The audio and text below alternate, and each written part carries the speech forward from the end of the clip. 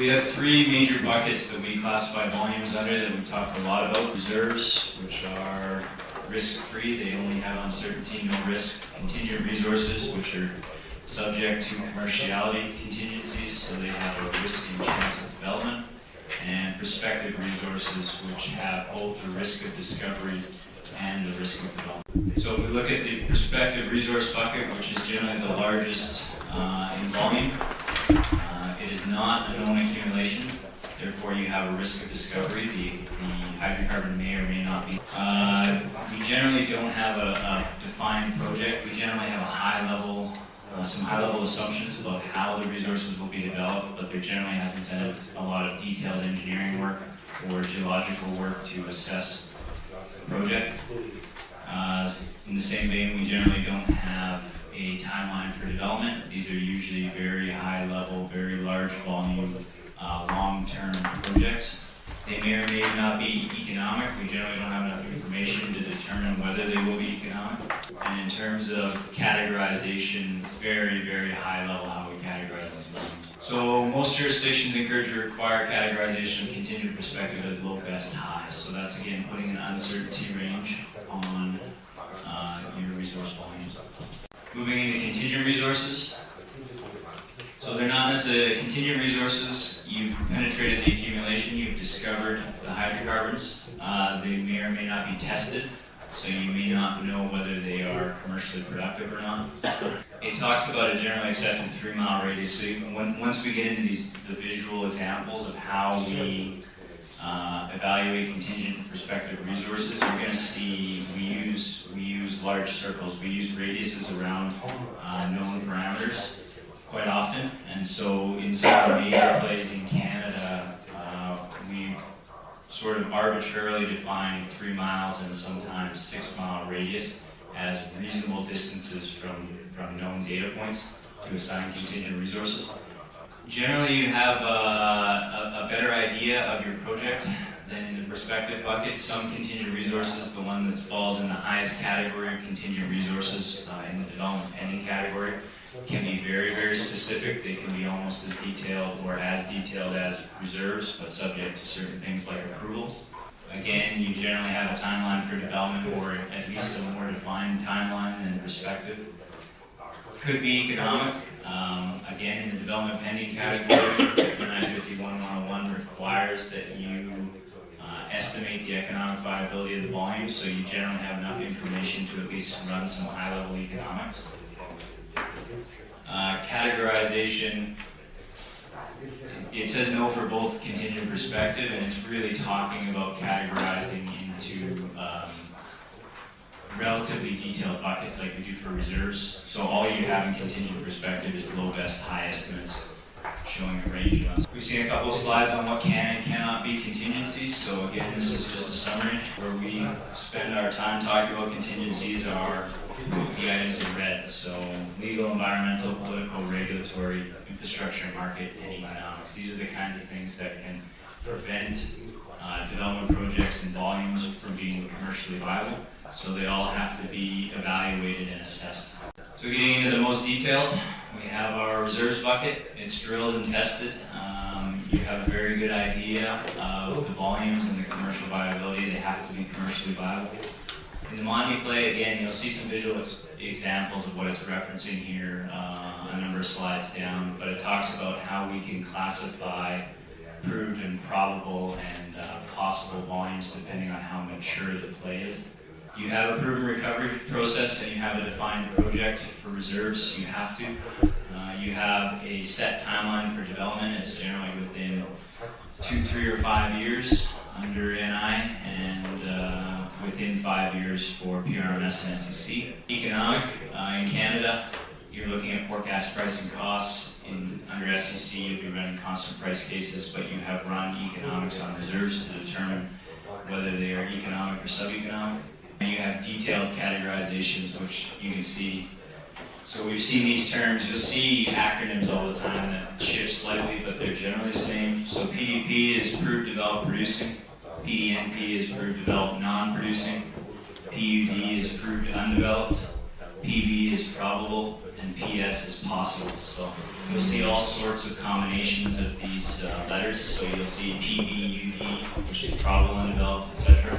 So anytime you see 3 or 4 letters with a P in front of them, in terms of reserves, you're generally talking about proved or probable reserves.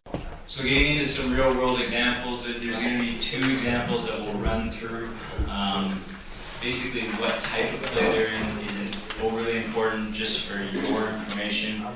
This first example is a CBM play in Canada.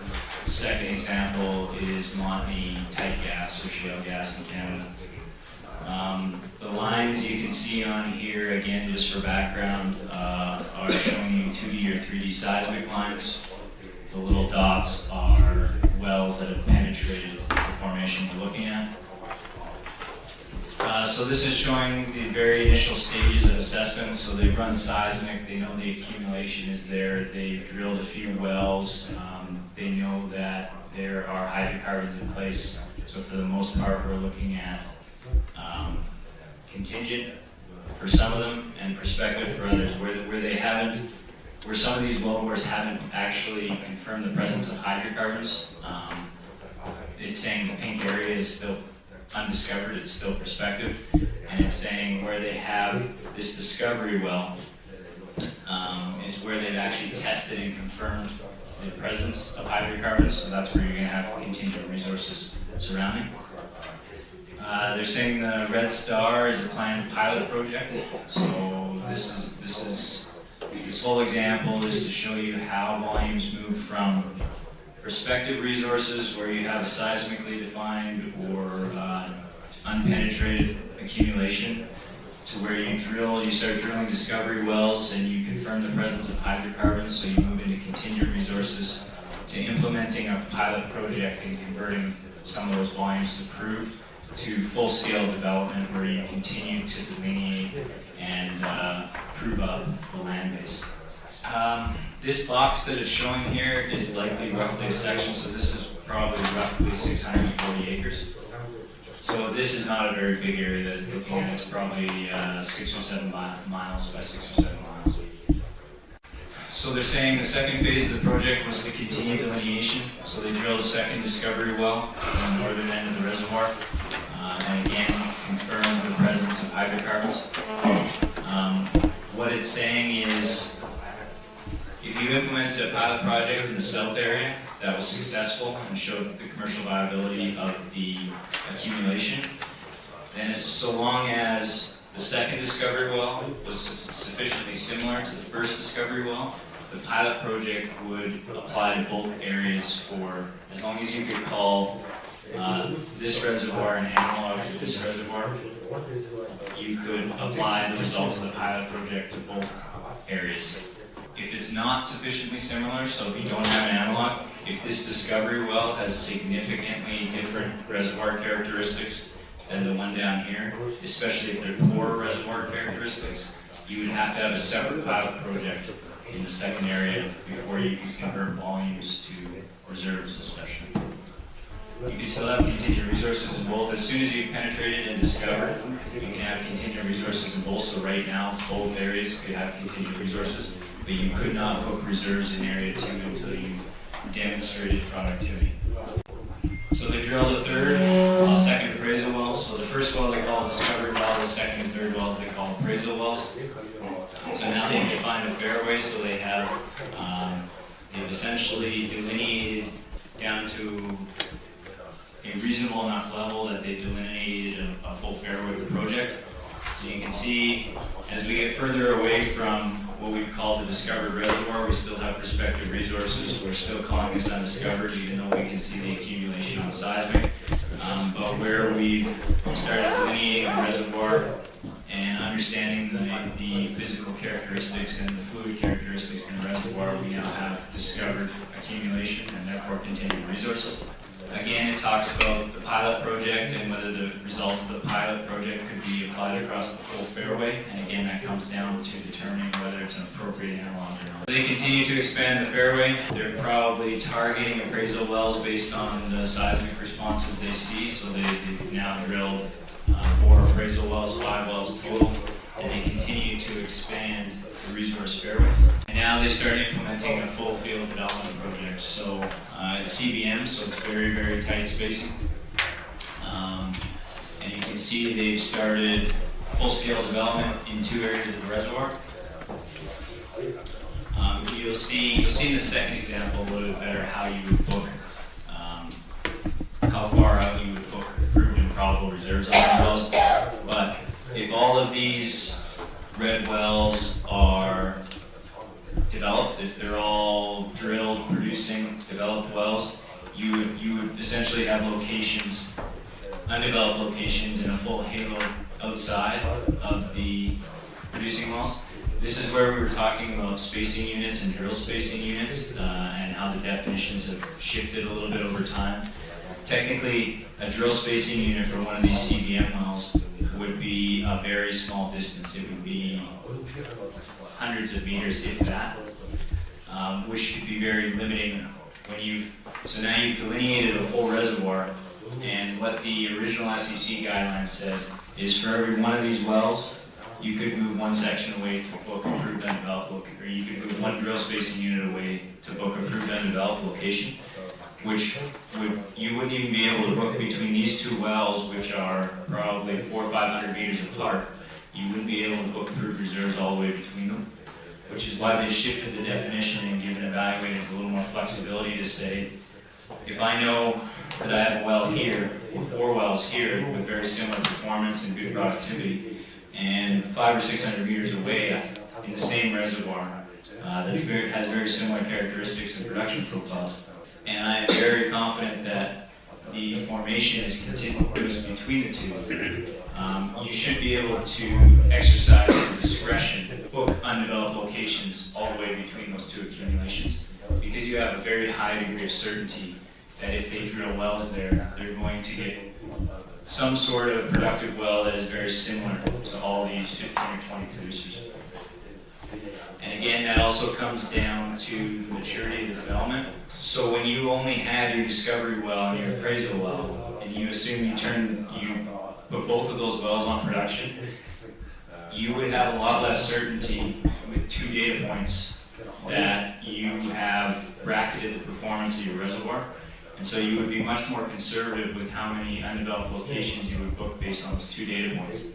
But when you have 15 or 20 wells that all have similar performance in the same reservoir in a very close proximity to one another, you can start to expand you have a higher degree of certainty that the next well you drill is going to fall within the performance range of those 15 or 20 wells, and you can be more aggressive with your undeveloped locations. Getting into another example, so this is northeast BC. This line is the border between Alberta and BC, and you can see that the Montney, which is probably the hottest play in Canada, the most popular play in Canada right now, straddles both provinces. And there are very different properties in different areas of the Montney.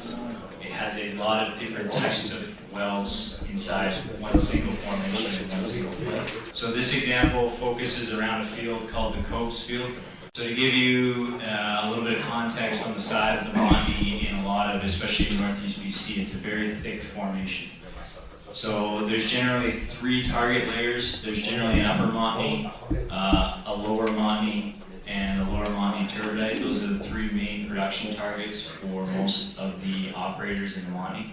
Upper Montney, you can see in this specific well, so this is a well log, and in this one well, the upper Montney is 100 meters thick.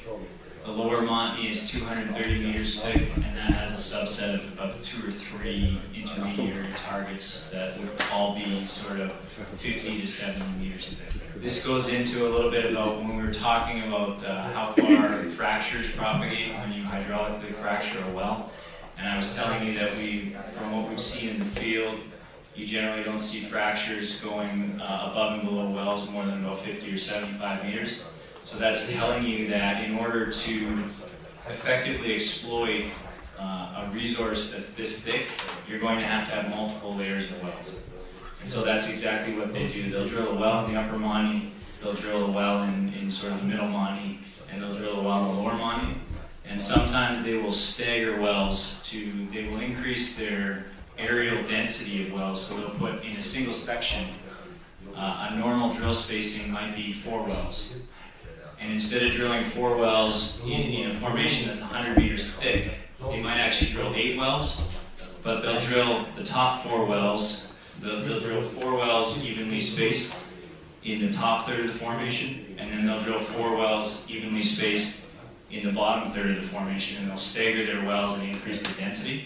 So they're limiting the interference effects of higher density wells by staggering them within the reservoir. So when we have very few data points, we generally default back to the original intent of the guidelines that says 1 drill spacing unit, which was really intended.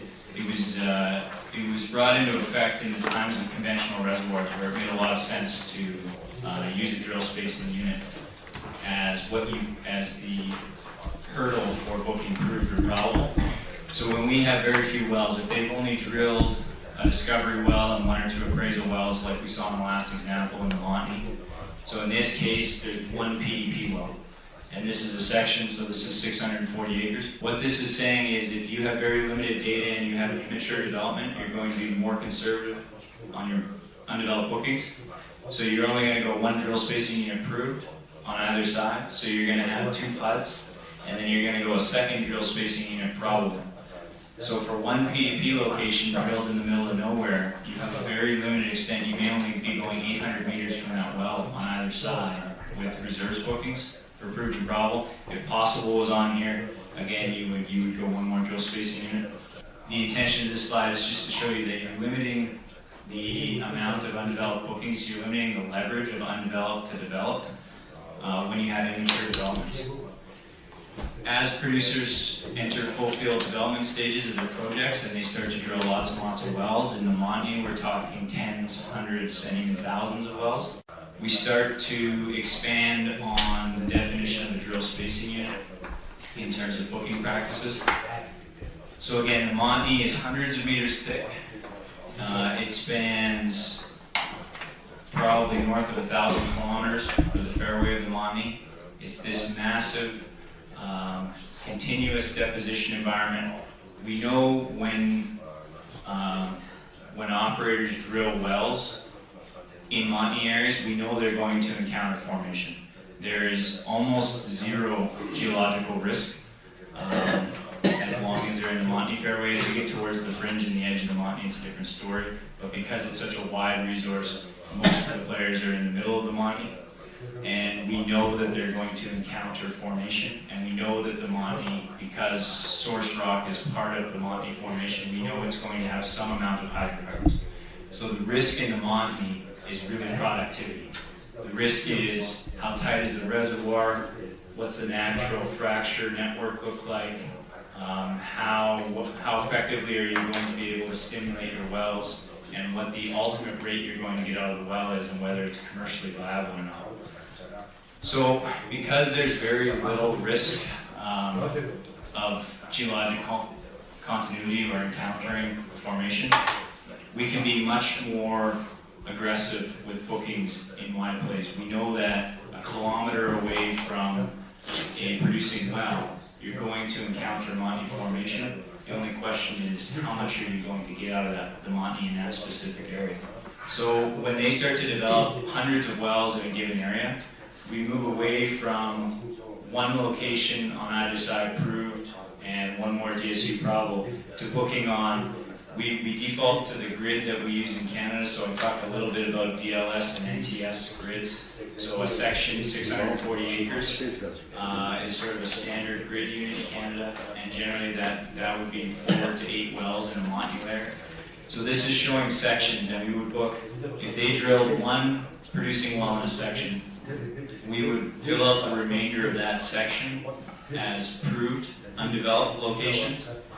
And then we would book the sections immediately offset and immediately adjacent to the one with the proved well as probable.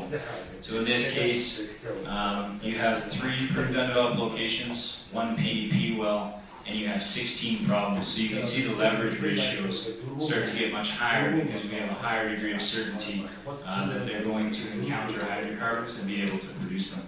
The reason there's a little bit of difference between Canada, between COGI and PRMS in terms of diagonals. COGI doesn't like diagonals. COGI says you should be immediately adjacent to the east, west, north, south, so top, bottom, left, and right.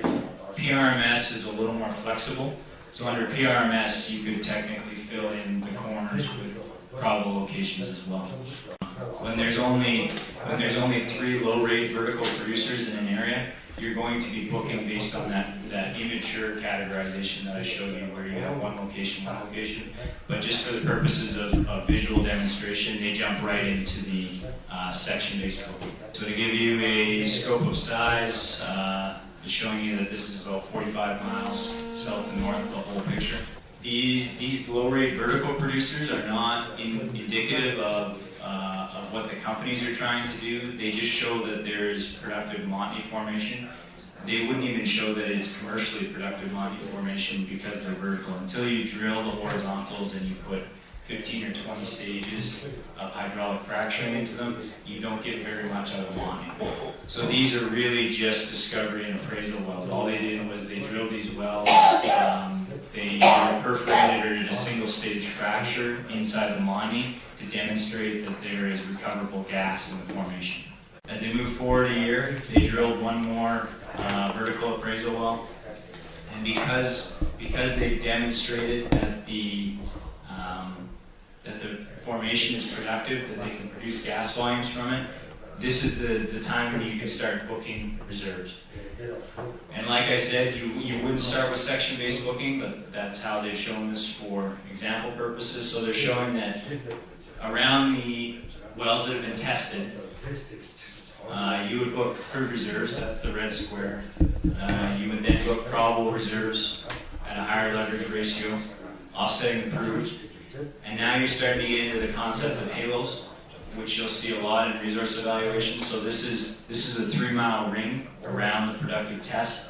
And we, as evaluators in the Canadian industry, all of the major evaluators are using a similar process because it's very hard to define discovered versus undiscovered in formations that are as aerially extensive as the Montney. So you have to choose some reasonable distance from a data point to say, beyond that data point, there's enough risk that the properties of the reservoir have changed enough that you need to drill another well or obtain more information to call it discovered. So in Canada, like I said, it's a little bit arbitrary, but we've used either a 3-mile, and now we're starting to get in some areas that are very heavily developed into a 6-mile radius, but a 3-mile radius to distinguish between contingent and prospective resources. So inside this 3-mile radius, what we're saying is the reservoir is discovered. It's a known accumulation. Outside of this radius, we're still classifying the reservoir as undiscovered, and therefore anything outside of the radius would be prospective. But to give you an idea of the size of the resource bases, these proved undeveloped locations might be, we'll pick round numbers, they could be 10 BCF EURs. So inside this little red box, you have 40 BCF of recoverable gas reserves in a single layer on 4 wells per section, which nowadays is actually fairly wide space. If you look at probable, so you have 40 BCF proved developed producing reserves. For every one of these boxes, you would have 160 BCF of probable undeveloped reserves. Inside the contingent resource area, you would likely have close to a TCF of gas. And the prospective resource area, you got to remember that the Montney is a continuous formation throughout this entire, every bit of land we're looking at, this 45-mile stretch, will have Montney reservoir. So you're looking at hundreds of TCF, or potentially even larger than that in prospective resources. So these are very large volumes of gas. And again, that is one layer. That is, you're looking at about 50 meters of reservoir, whereas you have 200, 250, sometimes up to 400 meters of Montney in area. So that's the size of the gas reserves. These are enormous. So as they continue to develop, you're going to start to see the boxes kind of change. You're going from these nice crosses where they've delineated reservoir, where you only have a single data point, to them starting to implement some actual development. So what's going to be happening here is they will have built some gathering infrastructure, and they'll probably be tied into a facility in a certain area. They will high grade the best parts of the reservoir and start developing those. So all of these wells were to test the relative productivity of the various areas of the reservoir. Based on that data, they'll select what's best in terms of economics and prospects, and then they'll start to develop they'll high grade the best areas and start to develop them. So this is 2010. It's not actually showing the horizontal well bores, it's just showing the bottom hole locations, but these wells would be horizontal wells that they start to drill. 1 year later, you're really starting to get into the boom of the Montney in Canada. There's appraisal drilling all over. Companies are going out, they're drilling a horizontal well to delineate their land, they're completing it and they're testing it, and then they're just shutting it in. So they're out here where they have no infrastructure yet. What they'll do is they'll drill a horizontal well, they'll frack it, they'll turn it on, they'll test the rates for a week, 2 weeks, sometimes it's only a day. They'll demonstrate that it's capable of producing 8, 10, 15 million cubic feet a day, and then they'll shut it in until they're ready to build a full-scale development in those areas. But outside of the halo effect, you're now starting to get, so we have a halo around every data point, but now you're starting to see, based on evaluator judgment and knowledge of the play, you'll start to see where there's small gaps between those 3-mile halos. We'll start to be more flexible as we get more data and understand more about the reservoir. If we know that the Montney reservoir up here and the well productivity is very similar to the Montney reservoir and the well productivity here, we have a high enough degree of certainty that we can essentially start connecting some of those dots. 2013, so they've clearly gone from high-level development down here to building infrastructure north, so that's likely what you're going to see throughout this whole progression is companies will just continue to expand their infrastructure and continue to delineate and develop the reservoir. So you can see they have a lot of focus in delineating the middle portion of the Montney wells. So that's where this example ends off. So since then, in the last 4 years, there's likely been hundreds of wells drilled in this area. Cobes is, the operator who works in Cobes isn't as aggressive as some of the Montney players because it has a lot of other assets. But in and around Cobes, with some of the operators that are Montney focused, they go out and they drill. Some of them will drill 30, 50, 70 wells a year. Some of them will drill 150, 200, 300 wells a year. So moving into the last 4 slides, I'm just showing you, so we talked about known accumulations. I showed you the log and the way that the Montney formation is very thick and split into separate targets. The way we classify Montney reserves and resources is layer specific. So in order, we have the upper, the lower, the middle, or some combination of those. If you drill an upper Montney well, because the reservoir is so thick and because the productive properties of the various layers actually vary significantly, drilling an upper Montney layer, we don't view it as fulfilling the threshold for discovering the whole Montney package.